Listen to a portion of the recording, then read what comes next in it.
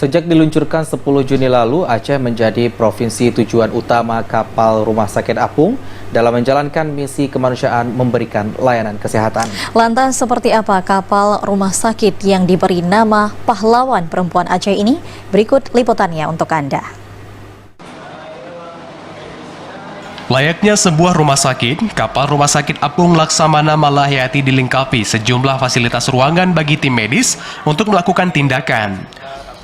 Ruang yang berada di lantai dasar kapal ini terdiri dari ruang fasilitas operasi dan pasca operasi serta ruang perawatan.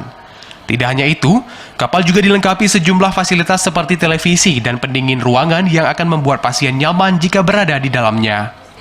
Kapal yang diluncurkan Presiden kelima Republik Indonesia ini juga dilengkapi ruang apotik serta ambulans untuk mengantar jemput para pasien jika kapal sedang menjalankan misi kemanusiaan di daerah terpencil. Sejak beroperasi pada Juni lalu, kapal yang diberi nama Pahlawan Perempuan asal Aceh ini telah menjalankan misi pengobatan gratis kepada warga di Provinsi Lampung, Riau, dan Sumatera Utara. Diperkuat keberadaan 9 tim medis, kapal ini juga telah melakukan tindakan operasi kecil. Operasi kecil yang ada luka-luka gitu, pembersihan luka, terus ada cek-cek kalau misalkan dia cek hamil bisa, soalnya kita ada 2 bidan, 2 perawat, 2 dokter. Tapi bukan USG, cek kehamilan, dikasih vitamin hamil, terus kalau ada bawa anak juga kalau yang sakit bisa, buang, muda semua bisa, segala penyakit. Rumah Sakit Apung Laksamana Malahayati diluncurkan Presiden Megawati Soekarno Putri di Pelabuhan Tanjung Priok, Juni lalu.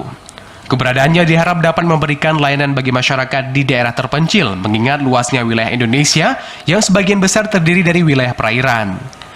Keberadaannya juga diharap memotivasi perempuan di Indonesia untuk terus berkarya dan tidak mudah menyerah dalam mengisi pembangunan.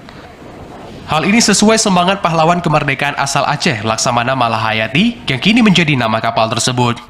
Kapal Rumah Sakit Apung Laksamana Malahayati berlabuh di Pelabuhan Ulele, Banda Aceh pada Senin dini hari kemarin.